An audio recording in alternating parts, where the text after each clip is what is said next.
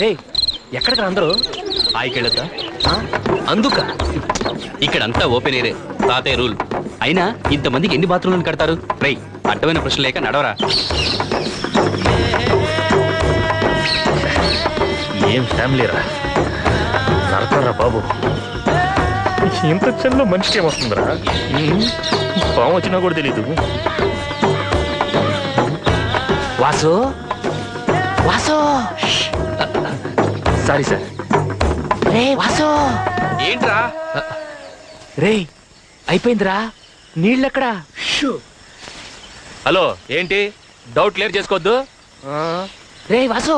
రే అక్కడున్న ఆకులతో పని కానీ చెరువు దగ్గరికి వెళ్ళా కడుక్కుందాం. ఆకులతోనా?